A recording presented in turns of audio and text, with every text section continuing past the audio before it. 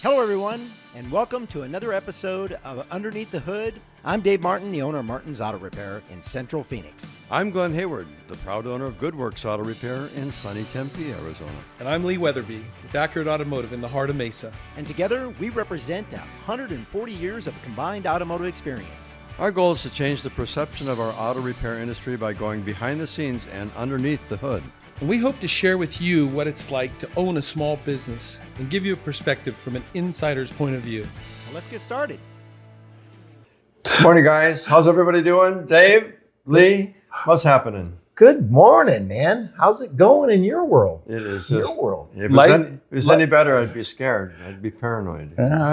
Life is right. Every day you wake up, you know what? It's truly a blessing. Well, and you know what? I want to thank you guys for being here today, and I want to thank the podcast listeners for watching this podcast. Thank you, Daver. Appreciate it. Glenner, good to see you. All right, to see you I like guys. it. Well, let's start out with how about a little bit of history lesson from Professor Glen. I always look forward to the prof. Oh my God. Well, here's what I'm going to profess this morning. On this day in automotive history, February 3rd, 1948, the first Cadillac featuring tail fins. Now, if you remember that Johnny Cash song, One Piece at a Time, when he's working in the Cadillac factory, and his wife said, "Oh, we got fins." Anyway, General Motors design chief Harley Earl was inspired to make this fin design after gazing upon a twin-tailed P-38 Lightning fighter plane of World War II.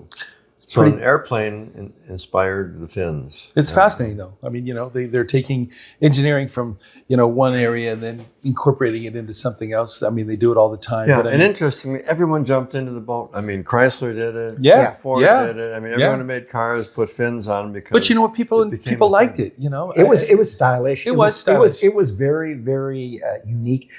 We had a customer that had one. Yeah. Had an old light blue one, and with big old fins on it. Yeah. And the truth is, I didn't actually realize that it was that early that they had done that. I didn't either. Because you see some of these coming into the later years too. But that is actually, I mean, believe it or not, that's pretty cool. Yeah, it really is pretty cool. That was a cool one. Yeah, and kind of bring back a lot of memories because we all been in this business a long, long time. Yeah, seen a lot of different body styles, and there was just the older body styles on a lot of these cars was just amazing. With the technology that we have today and the technology that they had back then. Yeah, they're not putting fins on anything anymore. They're not aerodynamic. I think look how cool it is. The last fin vehicle that we'll probably see was a Batmobile. Yeah. So, There we go. Hey, but that was cool. I'll tell you what, I'd buy one if I could. Yeah, I think there's one. I think there's a guy that has one that drives around town. I've seen it once in a while. I saw one online that was getting restored. Guy found it, and it was just absolutely. I mean, literally, you guys, it was buried in a swamp. And the restoration was it's stunning. It was amazing. Finoki ate another one, huh? Yeah. Well, Lee, you've got a really cool quote of the day. I do. Well, you know what? I'm excited about our topic today. To be truthful with you, me too. You know what I mean? I can't wait to get into it. Yeah, it's about regret, and the fun little quote that I got for it is never regret. And I love this. If it's good, it's wonderful. If it's bad, it's an experience. You know, that's a beautiful thing. Never regret. And yet, you know what? I think that for the most of us, we have some. I think so. Yeah. Well, and to lead into this thing and get this thing going here is that Finance Buzz surveyed 1,000 U.S. adults in 2025, and 46% of drivers say they have paid for car repairs that they believe could have been avoided if they had been better about getting scheduled maintenance done. And you know what? That's an absolute fact. Right. But the number is even higher. That was only 40%. 46. Yeah, but I mean 46% of the people that were actually surveyed.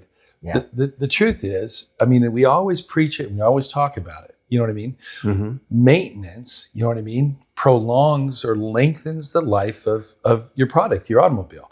Whatever it is, if you will, I mean, it is always better. We talk about proactive versus reactive. In this case, this was a reactive measure. You know what I mean? Had to fix it. Couldn't prolong it anymore. No more procrastination. Got to get it done. Well, yeah, at some point it breaks. And, you know, the deal is a lot of people don't do any research about a car before they ever buy it. Yeah. It's pretty. It's eye candy. It's, you know, What's what everybody got else wings, is driving.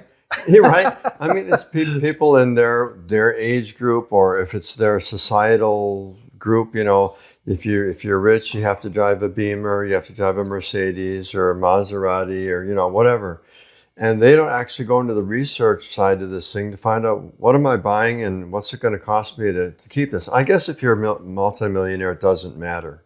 Yeah. But there's a lot of people who buy secondhand vehicles that millionaires have now traded in or whatever, and they're buying them for half the price of what it would have cost. It's still costing a lot of money, but at the end of the day, they haven't done their research, and now they're really buying someone else's product. And then I got to tell you, we all know everybody's busy. And money's tight and all of that stuff. So people sometimes, they just neglect their car just because they're on the go. They got to get Tommy to soccer practice. They got to get to work. They got to go here. And they've got so many things going on their plate that they just forget about those things. And then you also, when you guys look at this, this is the thing that I preach all the time to clients is when you get regular scheduled maintenance, we catch things that preemptively. That's right. You're cutting it off. Would have left you stranded, You bet. or we catch it before it got catastrophic to where it's becomes dangerous. Yeah, dangerous, or it's double the price to fix it. You bet. And then also That's pocketbook safety, Dave. pocketbook safety, absolutely. And then 40% in the same survey, 40% of the drivers say they have delayed getting maintenance done even after they knew it was due. And you know what? That's back to being busy and back to life. You know what? I mean, I'm going to take it even one step further, because if you really look at it, I mean, let's look at, you could compare this to people's health journey. You know what I mean? Yeah. I mean, let's face it. Well, you should eat this, but I'm going to eat that. Oh, yeah, you know what absolutely. I mean? That's a good analogy. I like that, yeah. And when we start paying attention, because as we get a little older, get a little age on us, you know what I mean? Things start to pop up and we go, oh man, maybe I should do that. And I wish I would have done that maybe sooner. Yeah. And I think that the realization, you know what I mean, of maintenance of any type, you know what I mean, whether it be health-wise, whether it be automotive. Your home, I mean, everything needs... People do maintenance. Listen, women do maintenance on themselves almost every 2 weeks, right? Exactly. I mean, they're doing something, you know what I mean, Getting to make the nails themselves done, hair, nails, keep their skin nice. I mean, and everybody appreciates it. Let's face it, we all appreciate it. And the same thing's true We're with our trying car. to figure out what happens to us. we don't do all of that. Yeah. We just figure there's no hope. But to your point though, 100%, that's a really good analogy, because really our health, we neglect our health because we're busy. We got so much stuff going on. We're responsible for all these things. We're on the go. Yeah, You we're know on the what I go. mean? And we don't always eat the right stuff, and we don't always do the right thing. And hey, how many times have you missed the gym because you were too busy? You just got really busy with life, and all of a sudden you didn't go to the gym, and you look back and you go, God, I haven't been to the gym in 2 weeks. It's just crazy. And you know what? It boils down to an old saying that we kind of have up in our shop. It says, "Gotta wanna." You gotta want to have a little bit of discipline. You gotta want to be able to receive the education that somebody's trying to offer. Because in a lot of cases, we really do know some of the things we should be doing. I mean, most consumers that are driving cars recognize that there is a cost of ownership that goes along with that vehicle. You don't just get in it and drive it. And listen, going back to even what you said, I'm going to agree to disagree just a little bit, because I think you have very valid points in the beginning where, some people think, oh, I got to do this, or I got to drive that, and I want this. And it's not always necessarily a status symbol. It's something, sometimes it's related to, well, I really appreciate this kind of a ride in this car, or Sure. I really enjoy the look of that, because I mean, we are creatures of habit, and we see things and, let's go for it. You know what I mean? I think that's a really good thing. I think that the perception sometimes is a little bit off. Yes. Because the thing of it is sometimes people think that the more you spend on a car, the better the car is going to drive, the more reliable the car is going to be, all of those other things. Oh yeah, and that we're finding that in these surveys that we share, that's the total opposite. Some of the most expensive cars on the market right now are the worst and the most unreliable. It's just to that point, I can tell you one of the biggest regrets I ever had was what I'm going to call, I tried to give advice to a customer based on information that I thought was good. And I realized a very, very good lesson in it. And that was, they wanted to go buy a particular type vehicle. It was an upscale vehicle. it was known to have some pretty significant problems. And I said, oh man, you know, don't do that. Now, the wife really wanted that car, and the husband was looking at me, and I said, man, I probably wouldn't do that. You know what I mean? What are some of the choices? And he says, well, we're going to go get a Honda. So we were comparing in this particular scenario a Range Rover to a Honda, and I said, well, I mean, that's quite a vast difference. Yikes. You know what I mean? But it goes back to your point. I suggested that they would go for the Honda, and of course the husband went and out and bought the Honda. And you know what? His wife wouldn't drive it. She just didn't like it. You know what? And the lesson there was, get what you want, but just be prepared. Right. Do a little bit of, like you're talking about, the education ahead of time. You know what I mean? Listen, all cars are great for a period of time. They really are. All cars are great for a period. To your point, Yeah. that you nailed it right there, because that's exactly where we should be going with this thing. Is that the thing of it is what is your ultimate goal with this car? Bingo. What is the long? How long do you want to keep this car? How many miles do you want to drive in What's this your car? expectation? Right. What is your expectations? Mm-hmm. And the thing of it is there some cars out there you should just lease for 3 years and get rid of, or Yeah. you should buy them for 3 years and get rid of them. Amen. And there's some cars out there that you can run for 10, 15, 20, 30 years, and you can drive the wheels off those things and they'll just keep going. It's my forever ride. And we all know that. And so our clients rely on us to answer those questions. When they ask us, they say, but we have to do our research and we have to ask the right questions. Right. To your point.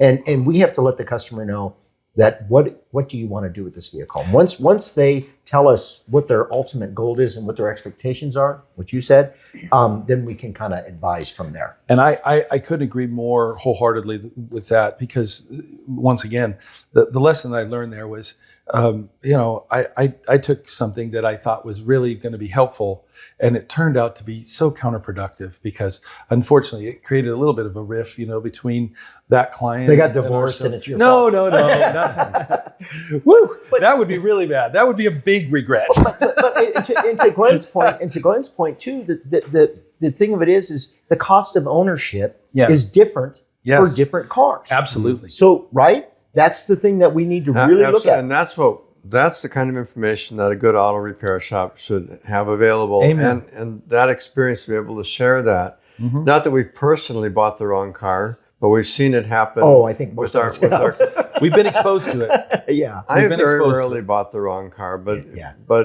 it's probably more frequent. People they think with their eyes and not with their brain. Yeah. And they don't do any research. They just say, "Oh my God, I love that color. Yeah. I love that design." Right. Yeah. But they don't know what's underneath the hood. We do, because we are underneath the hood. Glenn, that's how my mom used to pick horses. She liked the color. Yeah.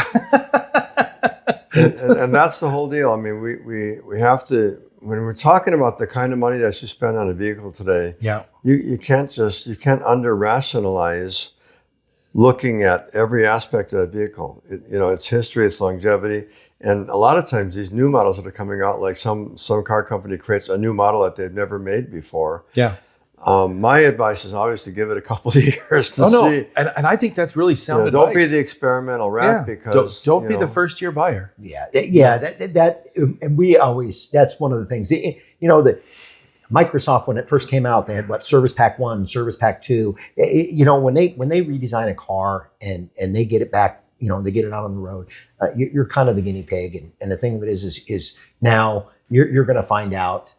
Yes. Whatever issues they're having, and there's going to be recalls. And we know, almost all the car companies that have all of them have had some sort of recall. I got lists on my computer I could share today about all the recalls. There's the nice thing is thousands of them. And to that point, I love the fact that even after the car has been introduced, and sold, they're still doing some evaluations, research, they're getting feedback, and they're doing something about it. Let's applaud that. Let's make sure that we don't overlook that. And the one thing is, we can talk at length about how they utilize that. They've kind of twisted that system a little bit, but I think the purity of the fact that they are at least trying to better or improve the product even after it's been available is a positive. No, Right. I'll leave it. I'll leave Well, it at that. and the technology changes, and some technology just doesn't work. There's some bad ideas. I mean, we all know that. No question. We've all seen it too. Well, we've seen it in the parts too. You know, I mean, There how we many go, yep. how many upgrades do we have on parts? You know, Right. and this is the interesting Change thing. the design of it because Yes. the first design wasn't Revision. good. Revision. Revision. Yeah, right. And that used to be, and that used to happen years ago. But gosh, if you guys remember, the same part fit 10, 15 models right. back in the 70s, 80s, Right. and probably early 90s. That now you get a car in there that part is. Well, it offers 3 or 4 different motors, transmissions, so Yeah. mounts and configurations. And And then sometimes- there's the California emissions spec, and then New York, and then there's the emission spec for the rest of the United Or States. the first half of the year, or the second half of the year. Right. What it was, they was this car built between January and July, Yeah. or July and December, because that's a different part. Right. Because they found out in the first batch that they did, they had problems, and then they realized they revised it and caught it, and next thing you know, now you so yeah, there's so many different things that we have to be cicada aware of. airbag thing where they were either deploying by themselves or they weren't deploying when they were supposed to. Yeah. And Cicada it's an independent company. Sure. And that's what you have to understand too. These automobile manufacturers aren't manufacturing their own parts. Yeah. They're outsourcing all that stuff because Sub vendors. Yeah. and sometimes they find out that someone else's design, even though they have to prove to the Well, it's vendor been of tested and vetted and passed all the Yeah. initial testing. and then all of a sudden Yeah. something happens, and then it happens again and again. It's not just an anomaly anymore. You It's- realize something's got to the- be fixed. You realize the quality of something once you put it in use. Hey guys, you'll love this one too. I didn't mean to cut you off there, No, but no worries. but I wanted to say this too. Is we see this happen a lot, and you guys, we got to talk about this too. And on another one of their stats on there, 40% of the drivers say they delayed getting maintenance done even after they knew it was due. And you know what? Here's the crux of what I think, the foundation of most of our businesses. Those of us that really care about, our customers. I still love what I do. I know you guys do too. I still enjoy engaging with the customer and being able to help educate to understand. But I will tell you this, there's a cost factor, and let's look at that. What causes the delay? Because there's a variety of things, some timing, convenience, cost, whether or not it's a good time. All of the above. Yeah. And the reality of it is, it's prioritizing. It's about prioritizing. And I think, guys, you know what? I think I screwed up. Uh-oh. I think I screwed up because we just talked about that. Yeah. It was the next one down. 38% of the drivers say they have ignored the warning lights on their dash. That was what I wanted to say. I'm sorry. I read the wrong line. I read the wrong line. Oh, here's the deal too. Hey, Dave, you been reading long? No, not really. But hey, you got any warning lights on in your car? I got no, not really. Thank God I don't. Way to I got one that Way to says go. you shouldn't be driving this. Well, wait a minute. Hold on a second. The reason may be, I wouldn't say that. The reason may be is because I have black tape. There we go. Isn't that what works? Come Okay, on, you know- How guys. many times have we seen that though? Yeah. The check engine lights, and we see a piece of black tape over so that it doesn't annoy them while they're driving down the road.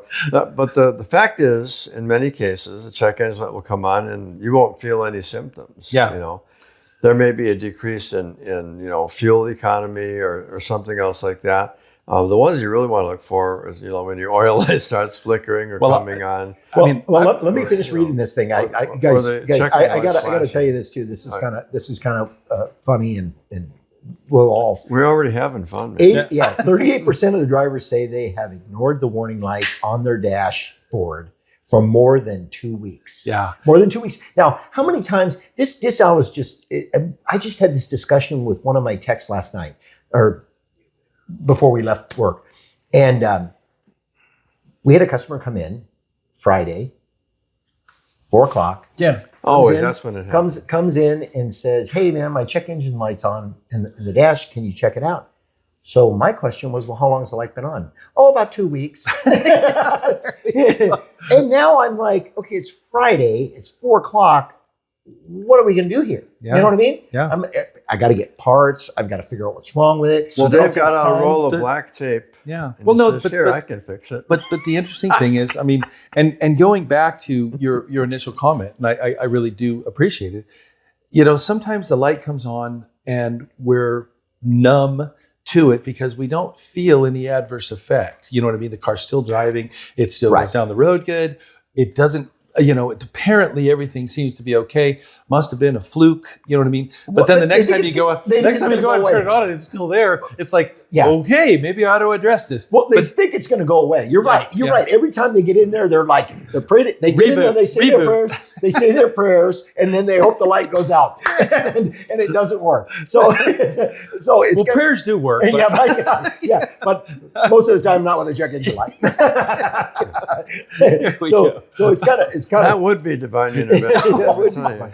But it's so funny because then every time they get in that car, and this is my belief in it, probably because it's just human nature, is they get in that car and they see that light coming on. And every time they get in there, it subconsciously says to their brain, there's a problem. There's a problem. And then what's really crazy is they start to hear things. They start to feel things. You bet. They start to, the car starts to drive differently. Right. And whether it is or it isn't, that light is triggering something in their head. But I think that's exactly the design of what it's supposed to do. Right. 100%. Because here's the thing. How many times, and I mean, it's hard to kind of explain, but there's 96 different systems that are monitored by that one check engine light.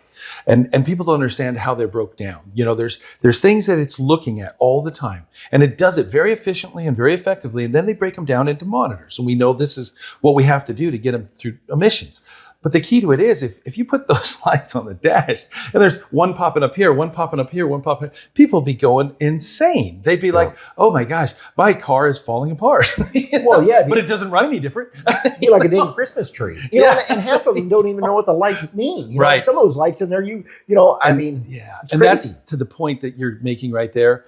Some of these lights that come on, now we don't even recognize what they are. The little exclamation point, with the half circle around it. Or, it's got something that looks like lights angling down toward the ground and they're on an angle and you're like, what in the world is that? I guess the one thing that probably would really be beneficial that I think we should probably make sure and declare, if it's red, if any light comes on, I don't care what the symbol or insignia or anything else is, if it's red, it means stop, pull over.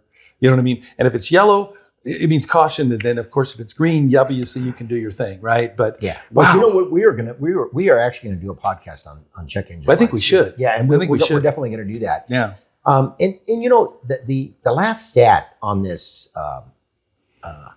Finance Buzz survey was 58% of the drivers say they could not afford an emergency repair costing more than $1,000 right now. Wow. So think about that. And that's that kind of brings it all home. For all the things that we just talked about with the maintenance, the regular scheduled maintenance in a shop, and let's emphasize this a little bit here.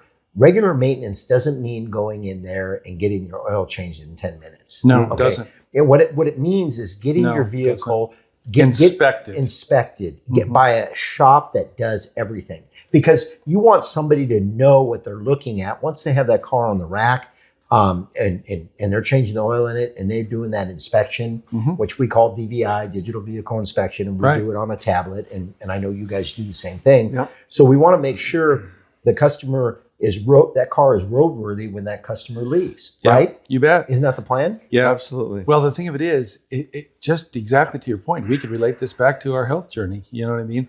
When we go to a doctor, we're paying the same if we walk in and the guy just, says, oh, what's going on? Gives you a prescription. Or if you walk in and, he actually checks you out, feels what's going on. Hey, how you feeling? Checks your ears, does what I'm going to call a little more thorough evaluation, because that's what we're there for, is an evaluation, not just, to get in and get out. I want to know, what any kind of wisdom he can impart to help me, get a little bit further down the road. And whether or not you listen or not. But that's the thing. At least I want the information. Yeah, right. Yeah. Because we can't, you can lead a horse to water. You can't make them drink. That's true. And the difference between a lube shop, and I'm not slamming any of them, that's all they do. The level of technician that it takes to thoroughly look at a vehicle and give you an inspection that's going to actually be intelligible and let you know what's going on, what do you need to do now, what can wait, that kind of thing. their deal is to get 50, 60, 80 cars in and out their door every day. That's their goal. And if they don't do it, they get fired. The manager gets fired because that's how they make their money. It's a quick come and go.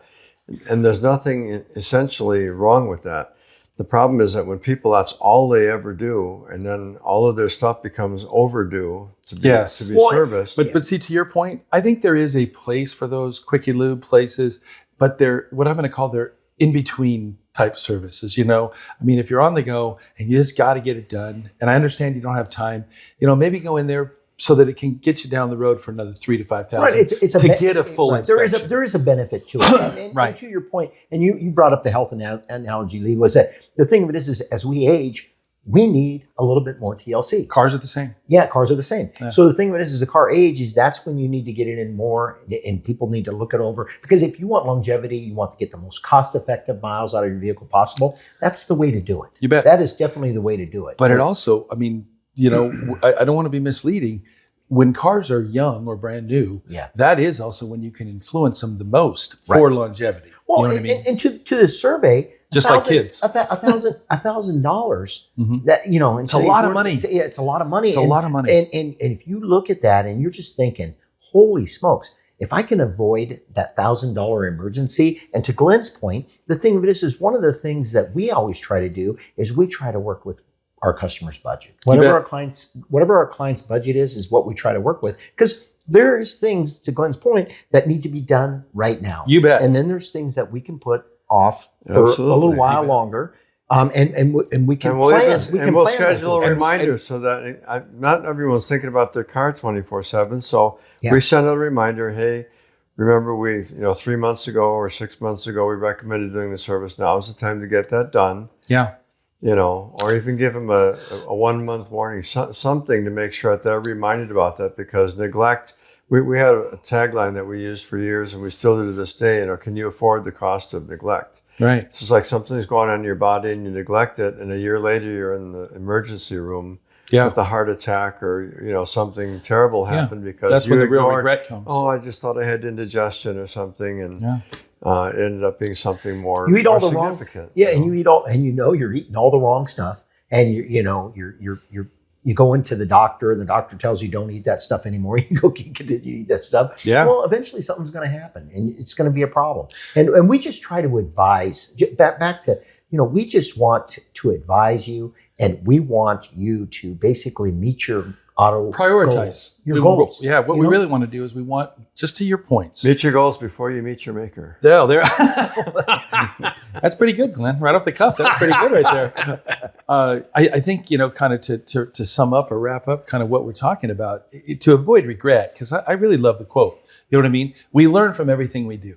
Yeah. And some of it's painful, and some of it can be painful. Yep. And guys, I think it's really something. I mean, I've learned a little bit today. We need to really do a better job, you know what I mean, at making sure our customers understand and are aware, you know what I mean, of the things that absolutely are essential to get done now, you know what I mean. We classify those as safety items, you know what I mean.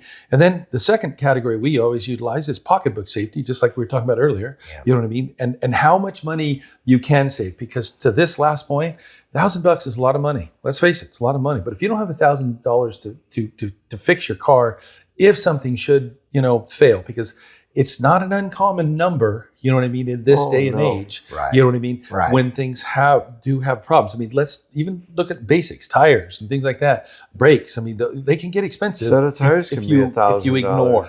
So the cost of procrastination, you know what I mean, can become a regret unless you're willing, you know what I mean, to do something about it. Well, and to and we got to wrap this thing up, but I want to throw one thing out there that we kind of talked about all of the customers' regrets and all of our clients' regrets.